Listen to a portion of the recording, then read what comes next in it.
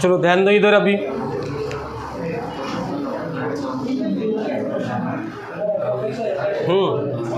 इधर ध्यान दो।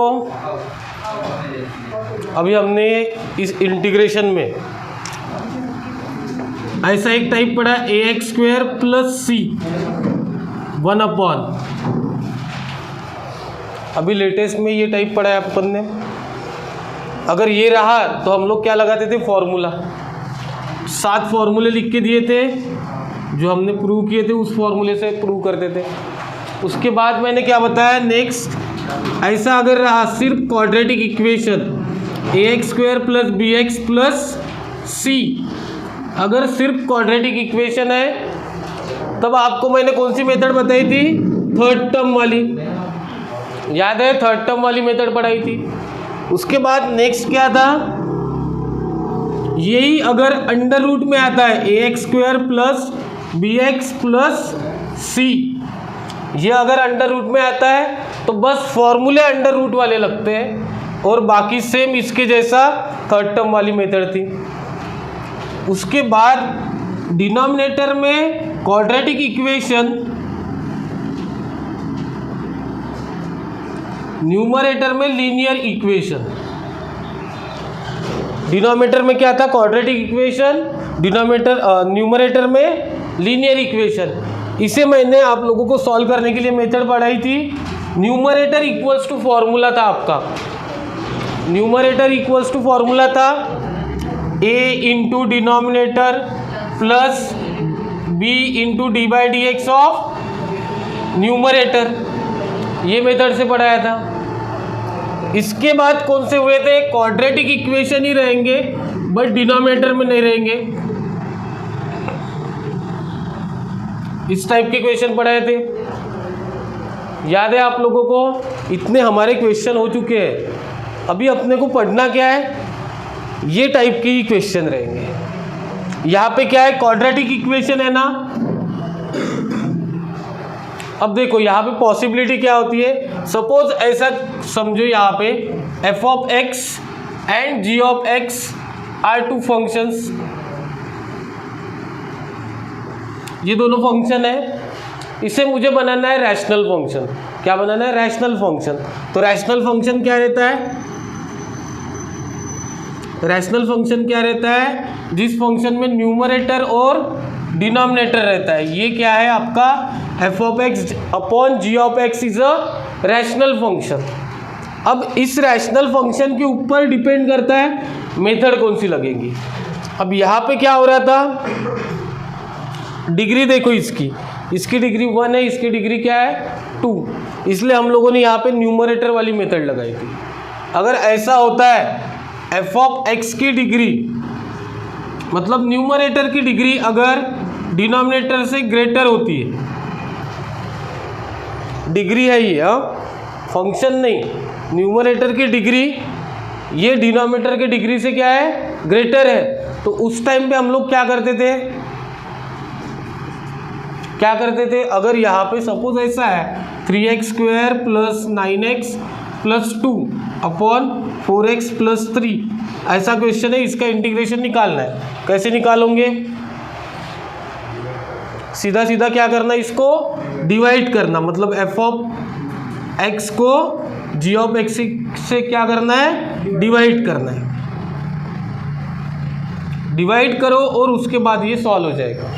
डिवाइड करना और उसके बाद मैंने क्या बताया था, यहाँ पे क्या था, question plus remainder upon divisor. इस फॉर्मेट में लिख लो, सॉल्व हो जाता। ये आपका न्यूमरेटर अपॉन डिनोमिनेटर है ना, तो इसको इस फॉर्म में लिख के सॉल्व करने का पढ़ाया था। जब न्यूमरेटर ग्रेटर रहता डिनोमिनेटर से तब ऐसा करना है। जब सेकंड केस रहेंगी अपनी, जब न्यूमरेटर क्या रहेगा, लेस रहेगा डिनोमिनेटर से, न्यूमरेटर मतलब न्यूमरेटर की डिग्री, तब हम लोग कौन सी मेथड लगा सकते हैं, एक न्यूमरेटर वाली, ये वाली मेथड भी लगा सकते हैं हम लोग। ठीक है, न्यूमरेटर वाली मेथड रिवाइज कर लेना, पढ़ाई है मैंने। एक तो ये मेथड से सॉल्व कर सकते हैं हम लोग, या फिर हम लोग क्या कर सकते हैं, पार्शियल फ्रैक्शन, पार्शियल इंटीग्रेशन वाली मेथड लगाएंगे।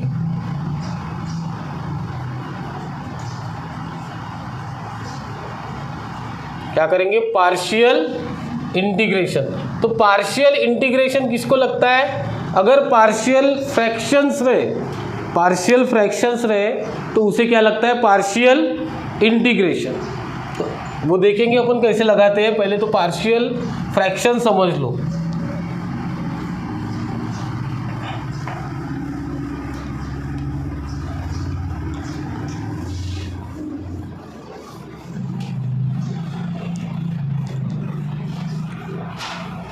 तो फिर हमारा नेक्स्ट टाइप कौन सा है अभी, पार्शियल इंटीग्रेशन। ये लास्ट है इंटीग्रेशन का, इसके बाद कोई टाइप नहीं है, आखिरी एक्सरसाइज, इंटीग्रेशन का पूरा पार्ट कवर हो गया। फिर पार्शियल इंटीग्रेशन क्या है, अब देखो इस टाइप का क्वेश्चन है, ऊपर में लीनियर इक्वेशन,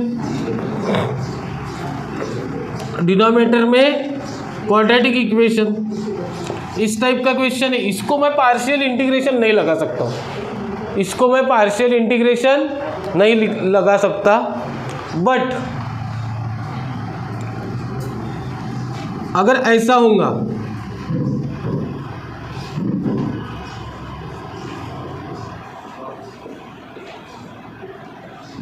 इसको भी नहीं लगा सकता पार्शियल इंटीग्रेशन, लेकिन इसके अगर फैक्टर निकाल लिए मैंने, क्या निकाल लिए, फैक्टर। सपोज करो इसके फैक्टर ये है, इक्वेशन कोई भी रह सकता है ना क्वाड्रेटिक, ये फैक्टर है, उसके फैक्टर्स के फॉर्म में अगर प्रॉब्लम मिला तो इसको हम लोग इक्वल कर सकते हैं किस, ये मल्टीप्लिकेशन में है, इनको हम लोग क्या करेंगे, एडिशन या फिर सब्सट्रैक्शन के फॉर्म में कन्वर्ट करेंगे। कुछ भी करना नहीं है, ज़्यादा नहीं, पार्शियल फ्रैक्शन समझना है, इसलिए मैं इतना बता रहा हूँ। तो सीधे टाइप पार्शियल फ्रैक्शन के और क्वेश्चन सॉल्व होते हैं, सिर्फ लेंदी है, लेकिन एक बार समझ गया तो कुछ प्रॉब्लम नहीं है। फिर x माइनस है, x माइनस बी है, ये इनटू में है, इसका अगर इंटीग्रेशन निकालना है तो ये किसके इक्वल रह सकता है, एक काम कर सकता हूँ मैं, यहाँ पे कोई कांस्टेंट पकड़ूंगा, x minus a plus b x minus b, ये ऐसे कैसे बोल सकता हूँ मैं, ये दोनों इक्वल है करके, ये दोनों इक्वल है कैसे बोल सकता हूँ। अब देखो a और b ये कांस्टेंट है, a और b की वैल्यू ही ऐसी आएंगी कि ये इक्वल आना चाहिए। इस मल्टीप्लिकेशन के फॉर्म को हमें क्या करना है, एडिशन या फिर सब्सट्रैक्शन के फॉर्म में लाना है। जब एडिशन और सब्सट्रैक्शन के फॉर्म में आता है तो वो हो गया पार्शियल फ्रैक्शन आपका। मल्टीप्लिकेशन के फॉर्म को हमने एडिशन और सब्सट्रैक्शन के फॉर्म में अगर कन्वर्ट कर दिया तो वो हो गया पार्शियल फ्रैक्शन। जैसे आप लोगों को क्वेश्चन थे x माइनस वाले a, x ही है सपोज, ऊपर x माइनस a है,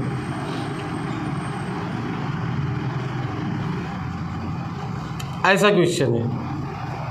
अब ये इसका अगर देखना है हमें इक्वल वाला पार्शियल फ्रैक्शन, तो हमने एडजस्टमेंट की थी। क्या एडजस्टमेंट की थी, यहाँ पे भी माइनस a डाला था और यहाँ पे क्या लिखा था, प्लस a।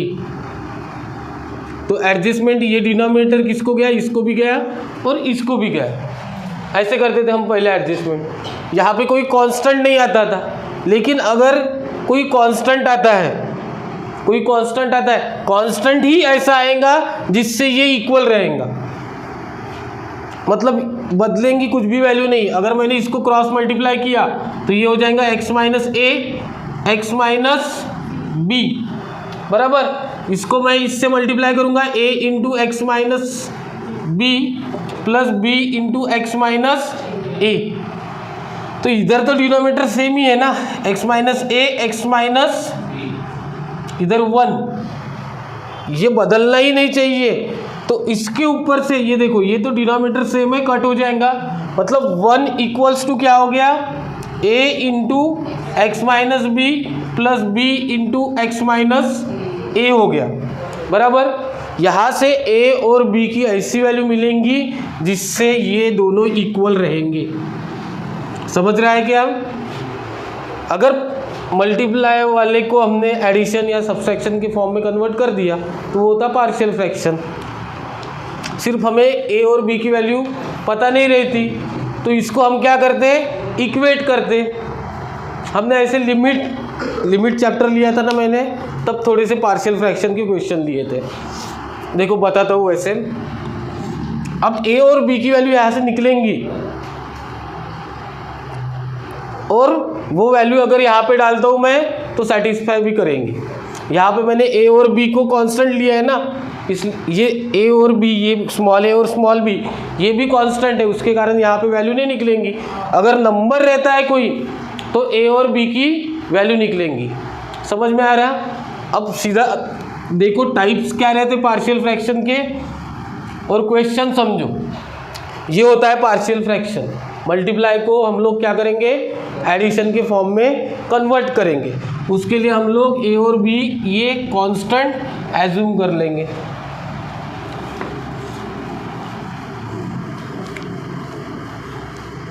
तो पार्शियल फ्रैक्शन में कौन से क्वेश्चन सॉल्व कर सकते हैं हम लोग? कौन से क्वेश्चन, मतलब कौन से पैटर्न के क्वेश्चन सॉल्व कर सकते? जिसमें फैक्टर्स है, जिसमें फैक्टर है, मतलब x minus a x minus b. 2 factor रहे तो भी चलता हमें, 3 फैक्टर रहे तभी भी चलेगा।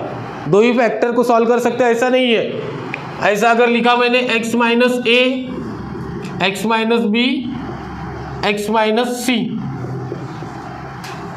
इसको भी सॉल्व कर सकते हैं हम लोग पार्शियल फ्रैक्शन से।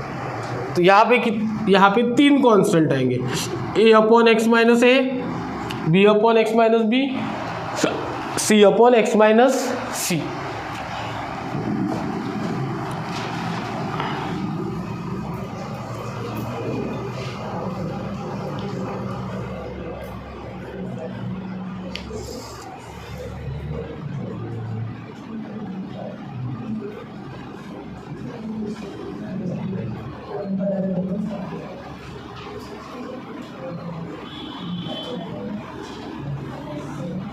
ऐसे रहा 1 upon x minus a x minus B.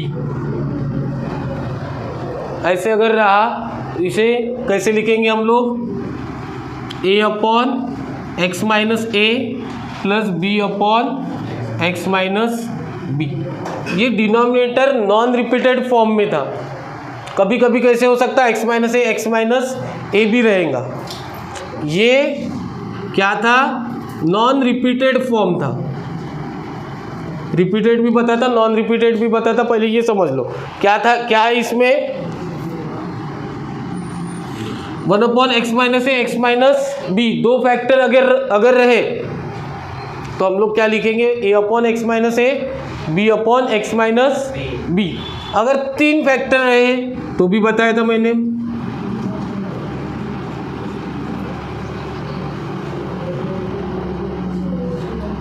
इसको क्या लिख सकते हैं फिर हम?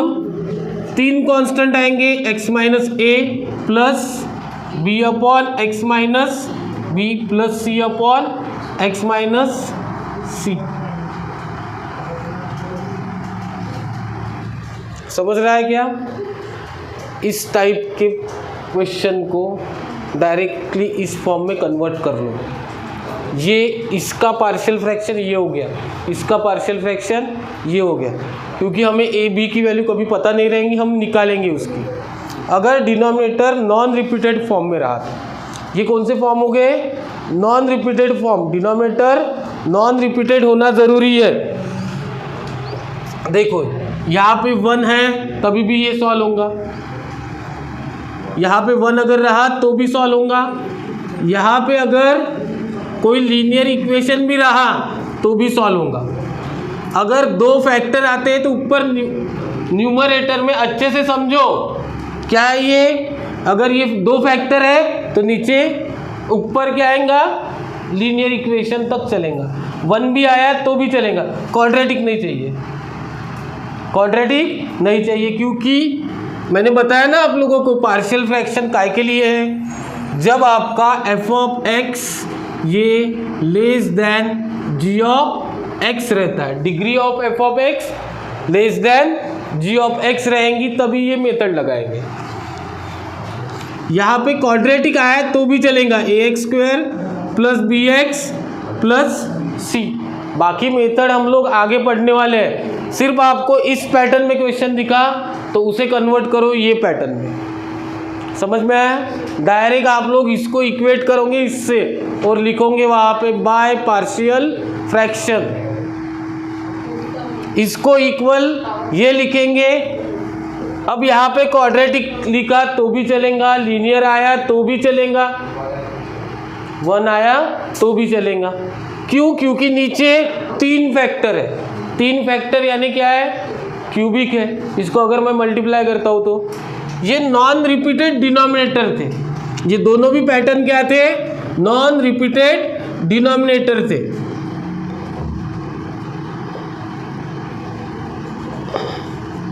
अब रिपीटेड अगर है, हर बार यही आएगा ऐसे नहीं है। अगर रिपीटेड रहा डिनोमिनेटर में तो अलग आता है। जैसे ऐसा अगर आया p x plus q upon x minus a का होल स्क्वायर,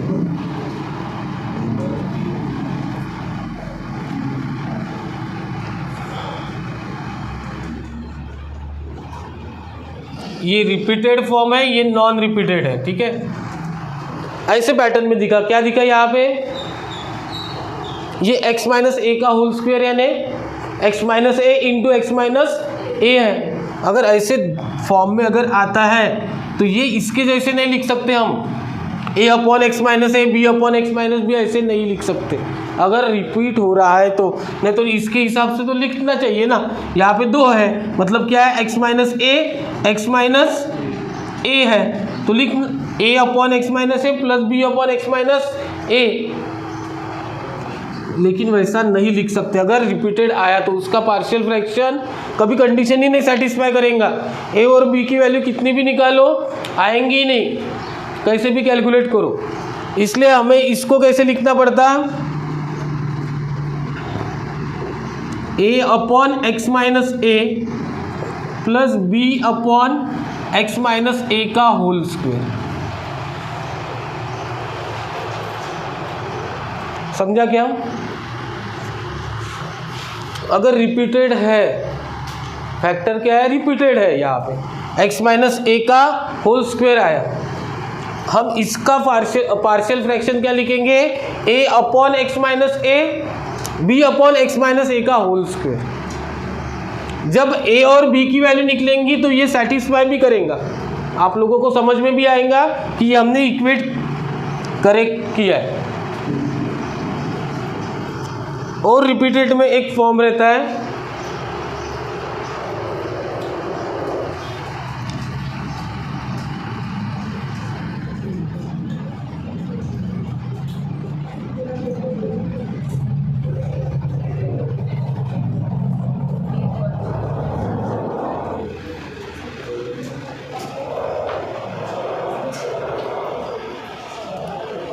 अब देखो ये न्यूमरेटर चेंज हुआ तो कुछ फर्क नहीं पड़ता, सिर्फ क्वाड्रेटिक के ऊपर वाली डिग्री नहीं चाहिए। अब इस पैटर्न का अगर क्वेश्चन दिखता है हमें, 3 फैक्टर है यहाँ पे, कौन से? एक है एक्स माइनस ए, फिर से एक्स माइनस ए और एक्स माइनस बी है। तो इस वक्त क्या करना है? इसका पार्शियल फ्रैक्शन क्या बनेगा? A upon x minus a plus b upon x minus a का whole square plus c upon x minus b. ध्यान में रखो, ये समझा क्या? ये 2 पैटर्न हो गए। तीसरा है सी वाला, एक ही है उसमें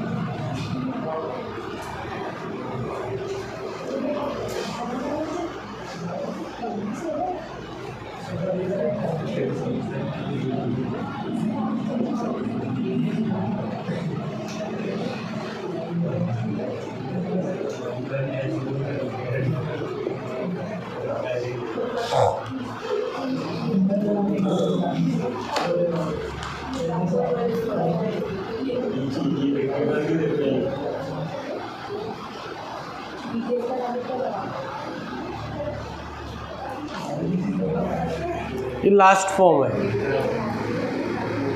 लास्ट फॉर्म क्या है? Quadratic cubic. ये क्वाड्रेटिक और क्यूबिक है ना। अब देखो यही पैटर्न है वो, बट जो दो फैक्टर थे ना, इसके फैक्टर ही नहीं निकले। सपोज ज़रूरी नहीं हर बार फैक्टर निकलेंगे, ज़रूरी है क्या? एक फैक्टर है अपने पास, इसके फैक्टर ही नहीं निकले, तो क्या करने का? ये फॉर्म लगा सकते हैं अपन। कैसे? a अपॉन एक्स माइनस ए लिख लो, जो फैक्टर है वो यहाँ पे लिखना है bx प्लस सी अपॉन ये क्वाड्रेटिक इक्वेशन। इसको फिर देखेंगे अपन कैसे सॉल्व करने का। ठीक है, पहले तो इधर के ही पैटर्न के अपन क्वेश्चन सॉल्व करने वाले हैं, ये बाद में आएंगे आखिरी। ये पूरे पार्शियल फ्रैक्शन के टाइप्स है, मतलब इस फॉर्म में अपने को क्वेश्चन दिखेगा तो इसमें दिखेगा तो इस फॉर्म में लिख सकते हैं। कहाँ से आया? पार्शियल फ्रैक्शन से। पहले कैसे था आपके सिलेबस में? पार्शियल फ्रैक्शन करके चैप्टर था बहुत पहले, अभी है नहीं पार्शियल फ्रैक्शन, ना जेई ना बोर्ड ना कहाँ पे ही नहीं है। उसमें था छोटा सा चैप्टर था, बट अभी अपने को ये डायरेक्ट ध्यान में रखना है। और कैसे ध्यान में रखना? बहुत हार्ड नहीं है, यहाँ पे सीधा सेम पैटर्न है। अगर अपने को बोला इसका इंटीग्रेशन निकालो बोला, तो अपन किसका निकालेंगे? इसका। क्यों? क्योंकि बाय पार्शियल फ्रैक्शन ये दो टर्म क्या है? इक्वल है। इसका इंटीग्रेशन निकालने को बोलेंगे तो हम लोग इसका इंटीग्रेशन निकालेंगे, क्योंकि बाय पार्शियल फ्रैक्शन ये दोनों इक्वल है। ऐसे ही क्वेश्चन को अभी अपने को सॉल्व करना है। ये पूरे लिख लो जल्दी से, क्वेश्चन में समझ में आएगा।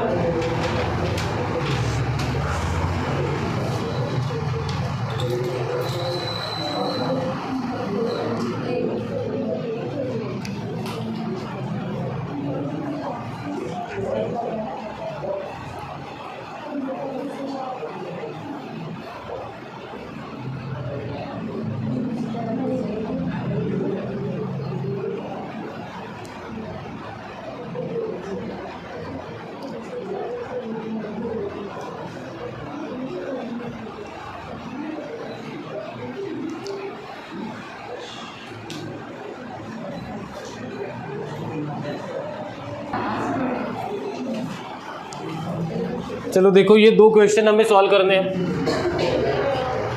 ये सबसे पहले तो पार्शियल फ्रैक्शन क्या है कि नहीं है? नहीं है। क्यों है? क्योंकि यहाँ पे फैक्टर है, यहाँ पे फैक्टर है। अगर नीचे क्वाड्रेटिक इक्वेशन भी दिखा तो उसको फैक्टराइज करो। फिर ये सेम क्वेश्चन के लिए दो मेथड हो गई आपके पास।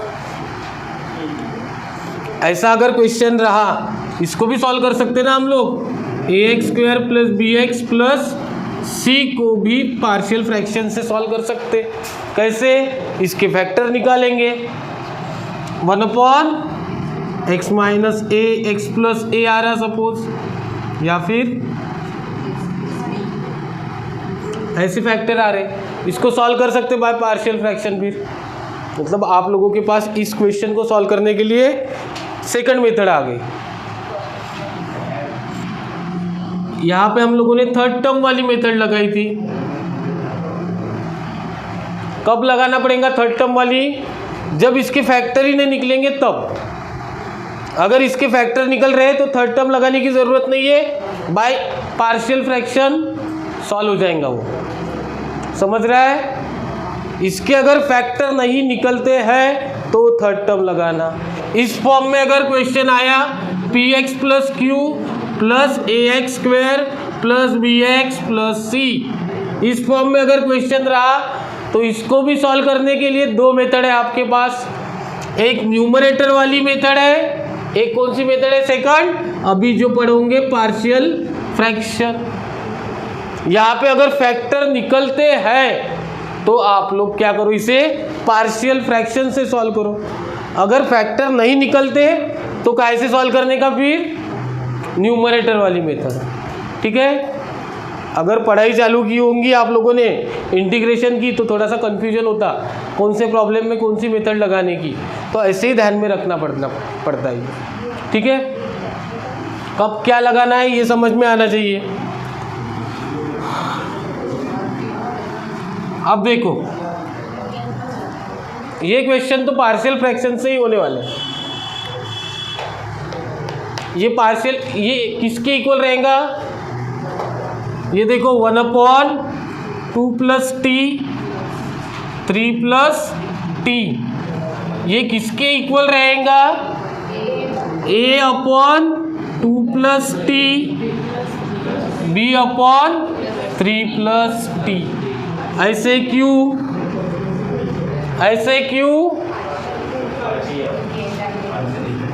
By partial fractions. By partial fraction हम लोग ये बोल सकते। ठीक है, इक्वेशन नंबर 1। अब देखो इसको सॉल्व करना, क्या इसका इंटीग्रेशन निकालना है, इसका निकाल लेंगे। इसका निकालने के पहले हमें a और b लगेगा। क्या लगेगा, a और b, उसके सिवा नहीं निकाल सकते हम लोग, हमें लगेगा a और b। तो देखो इसको क्रॉस मल्टीप्लाई करते हैं तो ये क्या हो जाएगा, 2 + t 3 + t, a + 3 + t plus b × 2 + t। यहाँ पे 1/2 + t 3 + t। अब देखो डिनोमिनेटर तो सेम है, लिखने की ज़रूरत नहीं है, कैंसिल हो जाएगा वो। 1 = क्या हो गया, a × 3 + t plus b × 2 + t। समझ में आया, लिखने की गड़बड़ मत करो, सिर्फ समझ लो पहले। यहाँ तक समझ में आया। अभी हमें क्या करना है, क्वेश्चन को तो यहाँ से ही सॉल्व कर सकते थे हम लोग इसका इंटीग्रेशन, बट हमें a और b की वैल्यू लगती, उसके सिवा नहीं सॉल्व कर सकते। a और b पता थोड़ी है अपने को। अब यहाँ से a और b निकालेंगे। अगर मुझे यहाँ पे a निकालना है तो मुझे b को 0 करना पड़ेगा। क्या करना पड़ेगा, b को 0।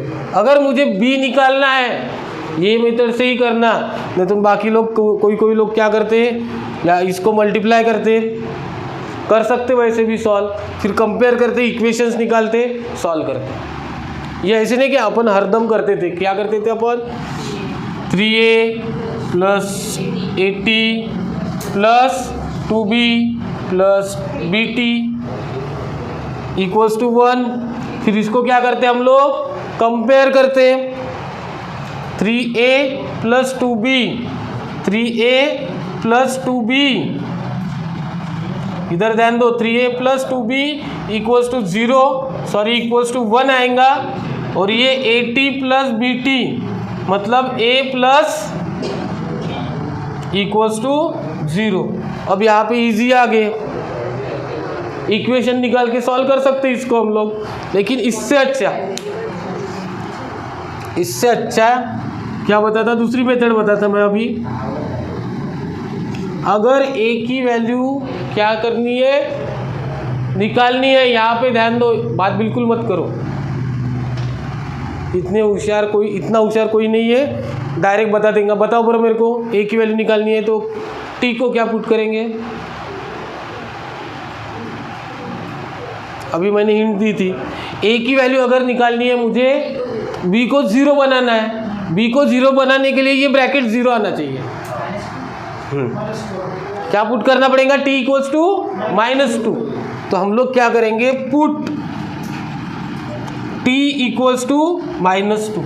अब यहाँ पे ये मेथड क्यों बताई, पहले तो मैंने न्यूमरेटर वाले प्रॉब्लम में भी ऐसे ही आता था, कंपेयर करके सॉल्व करने को बोला था। यहाँ पे इतना इजीली नहीं होता वो, ये 2 इसका है इसलिए इजीली हो रहा इक्वेशन निकाल के, ये 3 इसमें इक्वेशन निकालना सॉल्व करना बहुत हार्ड जाता है। ए बी सी 3 वेरिएबल आएंगे उसमें, इसलिए मैं एक ही मेथड बता रहा, उससे ऑल ओवर कोई भी प्रॉब्लम सॉल्व हो जाएगा। अगर मुझे ए की वैल्यू निकालना है, बी 0 बनाना पड़ेगा, इसलिए मैं टी की वैल्यू कितना पुट करूँगा, -2। टी की वैल्यू -2 अगर पुट कर दी तो 1 एज इट इज़, ये 0 हो जाएगा। -2 + 3 1, ए इक्वल्स टू कितना आ गया 1। सॉल्व करने की ज़रूरत ही नहीं पड़ी, ए की वैल्यू 1 मिल गई। वैसे ही मुझे अभी बी की वैल्यू निकालना है, बी की वैल्यू निकालना है तो टी इक्वल्स टू मैं कितना पुट करूँगा, -3। इसको इक्वल्स टू 0 कर देने का, टी की वैल्यू -3 आ रही तो मैं पुट करूँगा पुट टी इक्वल्स टू -3, तो -3 ये 0 हो गया, 2 - 3 इज -1, 1 इक्वल्स टू -b, तो b इक्वल्स टू -1। a और b की वैल्यू मिल गई तो इजीली क्वेश्चन सॉल्व होता। इस पार्शियल फ्रैक्शन में डाल दो वैल्यू, इसके इक्वल ये है ना, इसमें डाल देंगे हम लोग। कैसे करेंगे, अभी यहाँ पे देखो, फ्रॉम 1 क्या बोलता है, 1/2 + t 3 + t इक्वल्स टू क्या है, a/2 + t है, तो a की वैल्यू क्या है 1/2 + t, b की वैल्यू -1 है तो यहाँ पे माइनस कर देता मैं, 3 प्लस, तो ये दोनों हो गए इक्वल। देखो है कि नहीं, तो इक्वल ही मिलेंगे। क्रॉस मल्टीप्लाई करो, सॉल्व करो, यही आंसर आएगा इसका, ए और बी। ठीक है, ये है पार्शियल फ्रैक्शन। इससे अभी क्या करेंगे हम लोग, इसका इंटीग्रेशन निकालना है ना, इसका नहीं निकालते, इसका निकाल लेंगे। ये हो गया, एक स्टेप में सॉल्व होता है। इसका क्या करना करेंगे हम लोग अभी, इंटीग्रेशन। तो यहाँ पे मैं ऐसे बोल सकता हूँ, integration of 1/2 + t 3 + t dt equals to integration of 1/2 + t -1/3 + t। बोल सकता हूँ ऐसे मैं, इक्वल है करके, क्योंकि ये दोनों इक्वल है। इसका जो इंटीग्रेशन निकालेंगे वही इसका आएगा, इसका निकालना हार्ड है, लेकिन इसका तो इजीली निकाल सकते हैं हम लोग। इंटीग्रेशन सेपरेट लगा देंगे, सेपरेट इंटीग्रेशन लगाएंगे, मतलब 1/2 + t dt -1/3 + t dt।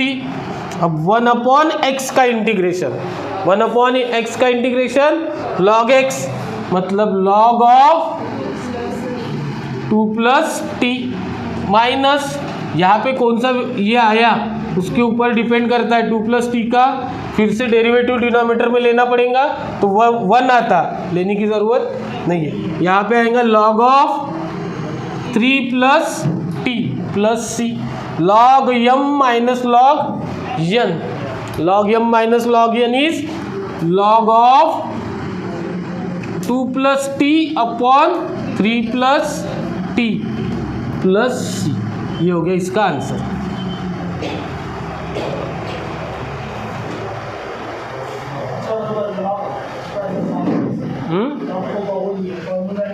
log m - log n का फॉर्मूला है वो, log m/n।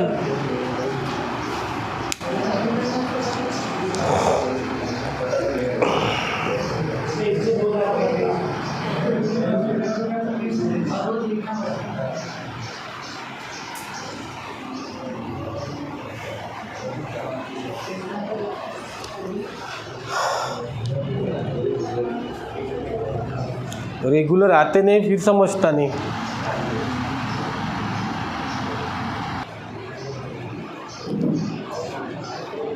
देखो ये सेकंड क्वेश्चन यहाँ पे सॉल्व करके दिया, समझ में आया। सबसे पहले हमने क्या किया था, यहाँ पे पार्शियल फ्रैक्शन में क्या पढ़ा था अपन ने, क्या पढ़ा था, अगर मल्टीप्लाई में है तो इसको एडिशन के फॉर्म में लिख सकते हैं, सिर्फ ए बी सी डिनोमिनेटर देना। तो वैसे ही किया मैंने, यहाँ पे ए बी सी डिनोमिनेटर दिया। उसके बाद यहाँ पे क्रॉस मल्टीप्लाई किया। क्या किया, क्रॉस मल्टीप्लाई किया। तो ए इंटू क्या आएगा, ए के नीचे जो नहीं है वो x-3 x+2 plus b into B के नीचे जो है वो छोड़ के बाकी दोनों से मल्टीप्लाई किया। फिर c इंटू ये दोनों आ गए। इसके बाद अगर मुझे a की वैल्यू निकालना है, फॉर वैल्यू ऑफ a हम लोगों ने क्या किया, यहाँ पे x = -4 पुट किया। क्यों, अगर मुझे a की वैल्यू निकालना है, तो मुझे क्या करना पड़ेगा, b और c को 0 लाना पड़ेगा। b और c में कॉमन क्या है, x+4 x+4, इसलिए मैंने यहाँ पे x = -4 पुट कर दिया। तो a की वैल्यू यहाँ पे मिल गई मुझे, क्योंकि b और c 0 आ गए। फिर वैसे ही सेम मुझे b की वैल्यू निकालना है, तो क्या पुट करेंगे हम लोग, a और c को 0 लाएंगे। तो इसमें कॉमन कौन है, x-3, तो x = 3 पुट कर देंगे हम लोग। 3 पुट कर दिया, b की वैल्यू आई। सेम वैसे ही मैंने for value of c x = हमने -2 पुट किया। क्यों, क्योंकि मुझे c के लिए ये दोनों 0 आना चाहिए, a और b, इसलिए मैंने यहाँ पे c की वैल्यू निकालने के लिए x = -2 पुट कर दिया। फिर उसके बाद फ्रॉम 1, ये जो पार्शियल फ्रैक्शन है उसमें a और b c की वैल्यू हमने पुट कर ली। यहाँ पे a की वैल्यू, b की वैल्यू, c की वैल्यू तीनों जगह पुट कर दी। ये कांस्टेंट है तो बाहर रहेगा। 1/x+4 का इंटीग्रेशन log ऑफ x+4, 1/35 बाहर रहेगा। 1/x-3 का इंटीग्रेशन x-3, सेम वैसे ही -1/10 बाहर, x+2 का इंटीग्रेशन 1/x+2 का इंटीग्रेशन log x+2। ठीक है, फर्स्ट क्वेश्चन जैसे ही था, बट इसमें क्या था, कितनी टर्म थी, 3 टर्म थी। इसमें 3 टर्म थी, पहले इसमें क्या रहता था, एक ही टर्म रहती थी। ठीक है, हो गया नोट डाउन।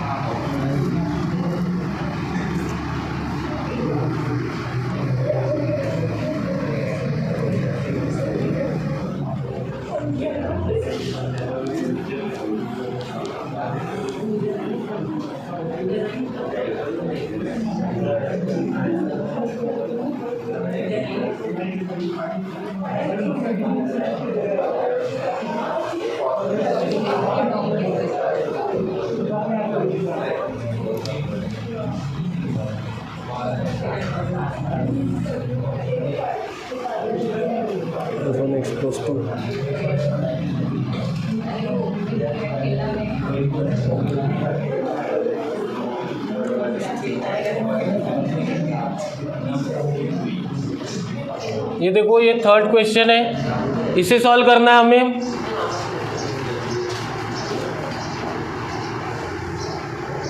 ज़्यादा समझ में आया होगा अच्छे से तो खुद सॉल्व करो बिना आवाज़ करे, नहीं समझ में आया तो ध्यान दो। ठीक है, थोड़ा सा भी प्रॉब्लम लगता है तो ध्यान दो अच्छे से। इसे हम लोग बाय पार्शियल फ्रैक्शन क्या लिख सकते हैं, बाय पार्शियल फ्रैक्शन ये हो जाएगा, क्या हो जाएगा, x² + 2 upon x-1 x+2 x+3, इसके इक्वल आ जाएगा a upon x-1 plus b upon x+2 plus c upon x+3 हो जाएगा। ये बाय पार्शियल फ्रैक्शन से हम लोग बोल सकते हैं इसे ऐसा। फिर इसके बाद हम लोग क्रॉस मल्टीप्लिकेशन करेंगे। यहाँ पे आएगा x² + 2 upon x-1 x+2 x+3, इसके इक्वल क्या आ जाएगा, फिर a इंटू क्या करना है, a के नीचे वाला छोड़ के, a के नीचे वाला छोड़ के मतलब x+2 x+3 plus b into b के नीचे वाला छोड़ के मतलब x+2 को छोड़ के, यानी x-1 x+3 और प्लस सी इंटू सी के, यहाँ पे सी का डिनोमिनेटर छोड़ के x माइनस 1 x प्लस 2 आ जाएगा। इसका डिनोमिनेटर क्या है, same x minus 1 x plus 2 x plus 3 है, इसका डिनोमिनेटर ये आ जाएगा। क्रॉस मल्टीप्लिकेशन किया, यहाँ पे डिनोमिनेटर सेम है, कट जाएंगे, तो यहाँ पे आ जाएगा x square plus 2 is equals to a into x plus 2 x plus 3 plus b into x minus 1 x plus 3 plus c into x minus 1 x plus 2 आ जाएगा। ठीक है, अब मुझे एक एक वैल्यू निकालनी पड़ेगी, कौन सी, ए बी सी की, एक एक वैल्यू निकालना है, हर वैल्यू। इसके लिए सबसे पहले फॉर वैल्यू ऑफ, किसकी वैल्यू निकालते हैं, ए की, पुट ए की वैल्यू निकालने के लिए हम लोग क्या पुट करेंगे, ए की वैल्यू निकालने के लिए बी और सी 0 आना चाहिए, तो यहाँ पे x माइनस 1 कॉमन है, तो x इक्वल्स टू क्या पुट करेंगे, 1। समझ में आता ना, ऐसे है ये x माइनस 1 इक्वल्स टू 0 आना चाहिए, यानी x इक्वल्स टू मुझे पुट करना पड़ेगा 1 अगर पुट करता हूँ तो ये b और c वाली टर्म 0 यहाँ पे पुट करेंगे।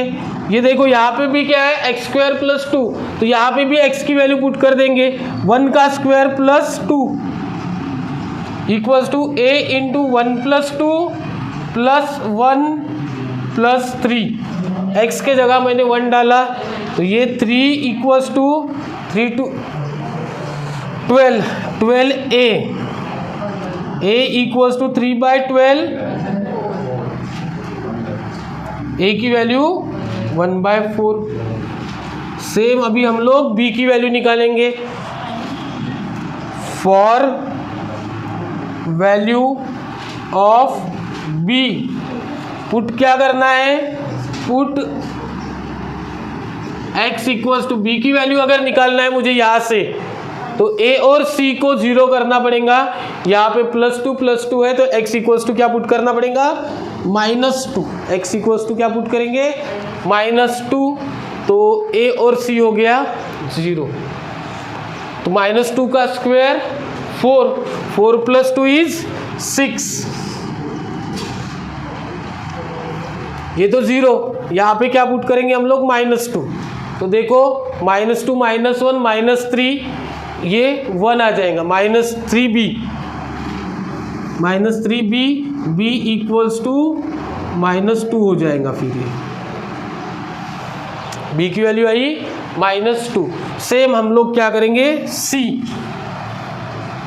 For value of c we have to put x equals to what, c के लिए a और b 0, मतलब x इक्वल्स टू क्या करेंगे हम लोग, -3 पुट करेंगे, x इक्वल्स टू -3, तो पुट कर देते हैं यहाँ पे x इक्वल्स टू -3, तो -3 का square 9 plus 2 is 11 equals to, यहाँ पे -3 पुट करेंगे, c -3 -1 -4 4c आ जाएगा यहाँ, तो c equals to 11/4, a b c की वैल्यू मिल गई। अभी हमें पता है, क्या पता है, x square plus 2 upon x plus x minus 1 x plus 2 x plus 3, इसका dx निकालना क्या, और ABC डाल के इसका dx निकालना, इंटीग्रेशन निकालना इसका, ये फ्रॉम 1 a अपॉन, तो a की वैल्यू क्या है 1/4 x minus 1 plus b upon, तो b की वैल्यू क्या आई -2, इसके अपॉन में क्या आएगा x plus 2 dx plus integration c की वैल्यू 11/4, और तीसरा क्या है x प्लस 3, ये dx आ जाएगा। इसका इंटीग्रेशन सेम आएगा बाय पार्शियल फ्रैक्शन, तो यहाँ पे हो जाएगा 1/4 बाहर, log of x minus 1 minus 2 बाहर, log of x plus 2 plus 11/4 बाहर, log of x plus 3 plus c। ये हो गया सॉल्व। समझ में आया? ये होता है partial fraction.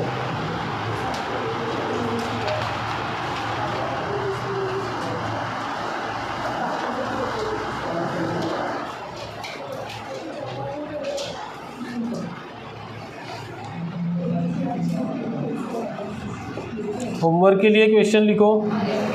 2x upon 1 minus x 4 plus x.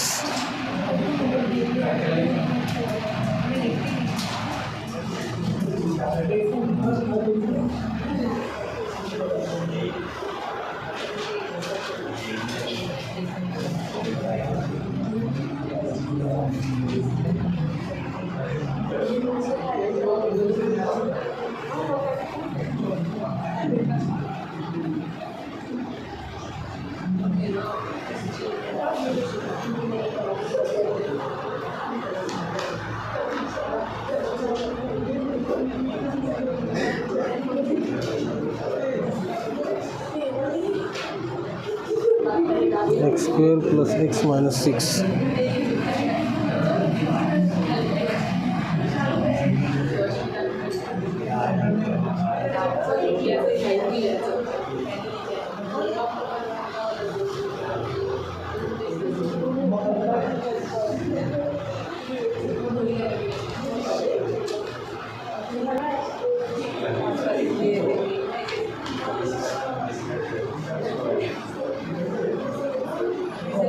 X square plus x minus 6, x square plus x minus 6। चलो ये 3 होमवर्क करना है, ठीक है। यहाँ पे क्वाड्रेटिक इक्वेशन है तो इसके फैक्टर करो, यहाँ पे क्वाड्रेटिक इक्वेशन है तो इसके फैक्टर करो, फिर सॉल्व करो इसको, ठीक है। तीनों को ये तीनों सॉल्व करके लाओ, नहीं तो कल का दिमाग के ऊपर जाएगा। ज़्यादा ओके ओके मत करो। आखिरी टॉपिक बस, ठीक है। चलो।